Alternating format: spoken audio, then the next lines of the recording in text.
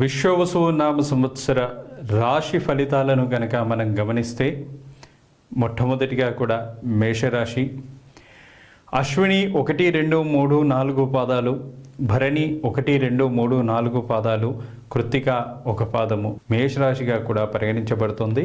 మరి ఈ రాశి వారికి ఈ సంవత్సరం ఆదాయం 2, వ్యయం 14, రాజపూజ్యం 5, అవమానం 7గా కూడా ఉంటుంది.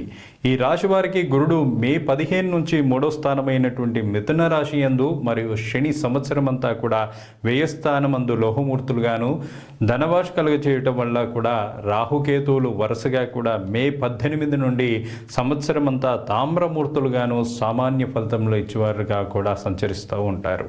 మరి వీరి చురుకైనటువంటి స్వభావం కలిగినటువంటి వీరు సమాజం మరియు ప్రభుత్వం నుండి ప్రయోజనం పొందుతారు. సంపద వృద్ధి చెందుతుంది. శీతల పానీయాల వ్యాపారులకు అధిక లాభాలు కూడా కలుగుతాయి. ఆత్మవిశ్వాసం, ఉత్సాహం, ఉద్యోగస్తులకు పదోన్నతి, వ్యాపారస్తులకు గణనీయమైనటువంటి పెరుగుదల కూడా ఉంటుంది. విద్యార్థులు పురోగతిని సాధిస్తారు. కుటుంబ జీవితం ఆనందకరంగా కూడా ఉంటుంది.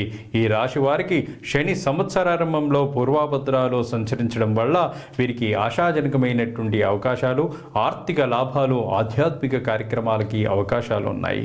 వృత్తి, వ్యక్తిగత రంగాల్లో పురోభివృద్ధి, స్థిరాస్తులను వృద్ధి చేయడం లేదా వాహనాలను కొనుగోలు చేయడం వంటివి కూడా చేస్తారు.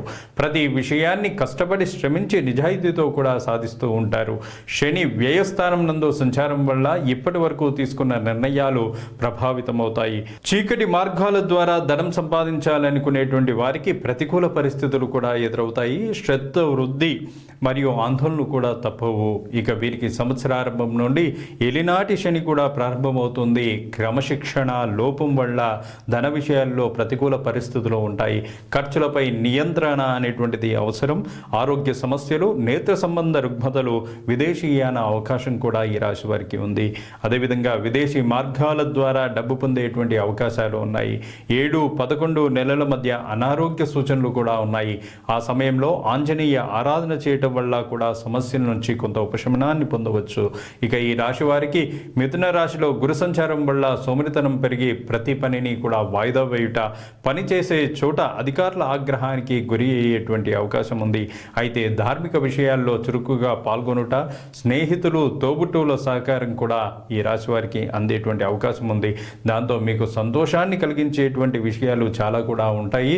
వ్యాపారంలో పురోగతి, వైవాహిక జీవితం సుఖమయంగా కూడా ఉంటుంది. పరస్పర సంబంధాలు పెంచుకోవడం వల్ల సమస్యలు తొలగి వ్యాపారం విస్తరణ అనేటువంటిది కూడా జరుగుతుంది. ఆదాయంలో వృద్ధి, సామాజికంగా కూడా పలుకుబడి పురోగతిని కూడా సాధిస్తూ ఉంటారు. సంతానం వృద్ధి, భార్యాభర్తల మధ్య అన్యోన్యత, శాంతి సౌఖ్యాలు కూడా విస్తరిస్తాయి. సమాజంలో వ్యక్తిగత గౌరవం పెరుగుతుంది. తండ్రితో సత్సంబంధాలు నెలకొంటాయి. శుభకార్యాలు పూర్తవుతాయి.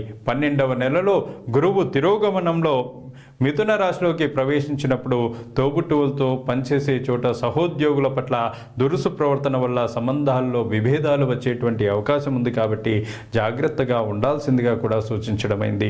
మరోవైపు రాహు యొక్క సంచారం వల్ల కూడా శుభసూచనలు, ఆకస్మికమైనటువంటి ధనలాభాలు, దీర్ఘకాల సమస్యలు తీరుట, ప్రణాళికలు సజావుగా ముందుకు సాగుట, ఆర్థిక పరిస్థితి మెరుగుపడట, స్నేహితుల మన్ననలు, అదేవిధంగా కొత్త వ్యక్తులను కలియుట అనేటువంటిది కూడా జరుగుతూ ఉంటుంది.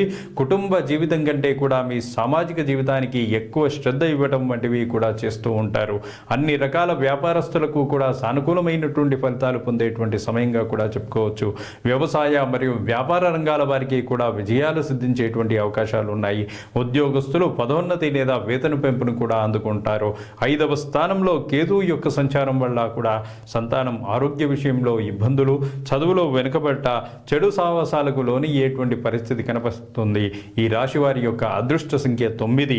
గురువారం నియమాలు లేదా దత్తాత్రేయ లేదా గురు సంబంధమైనటువంటి ధ్యానములు చేయడం వల్ల కూడా ఈ రాశి వారికి మేలు కలుగుతుంది. శుభం భూయాత్. తదుపరి వృషభ రాశి.